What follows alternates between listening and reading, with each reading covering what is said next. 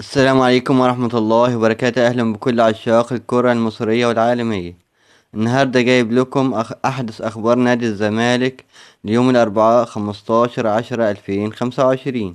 تابعوا الحلقة للنهاية عشان تعرفوا آخر التطورات داخل القلعة البيضاء في كل الملفات الفنية والإدارية والبطولات المحلية والقارية. الزمالك بيعيش أزمة هجومية قبل مواجهة ديكاداها الصومالي في الكونفدرالية الأفريقية.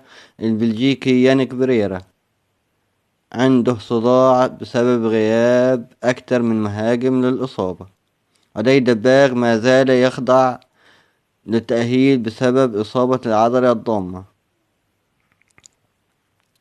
وناصر منسي كمان بيكمل برنامجه العلاجي. عشان كده من المتوقع أن سيف الجزيري هيبدأ أساسيا بالمباراة القادمة، خصوصا بعد تألقه في التدريبات الأخيرة.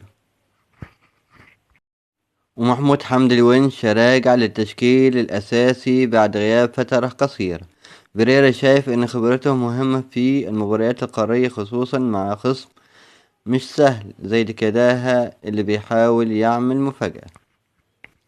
نروح للملف الإداري المهم.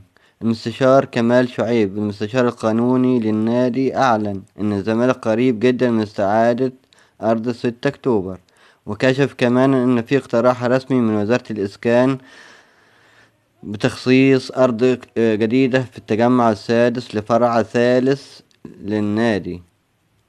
خطوة مهمة لو تمت فعلا هتفتح باب ضخم لمشاريع استثمارية جديدة.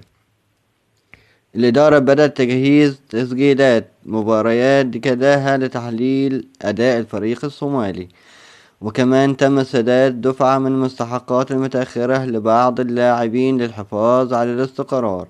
وعبد الحميد معالي أعلن أنه مش هيقدم شكوى ضد النادي في تصرف محترم جدا.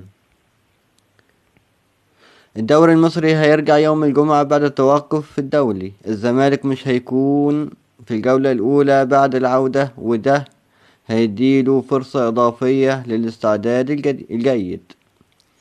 الفريق حاليا بيحاول يستعيد توازنه بعد تعادل محبط أمام غزل المحلة في آخر جولة، لكن الإدارة جددت الثقة في فيريرا وبتأمل إن الأداء يرجع لمستواه المعروف.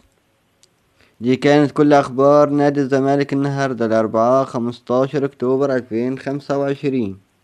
لو عجبك الفيديو متنساش تعمل لايك وتشترك في القناة، واستناني بكرة في حلقة جديدة من الكرة المصرية والعالمية. والسلام عليكم ورحمة الله وبركاته.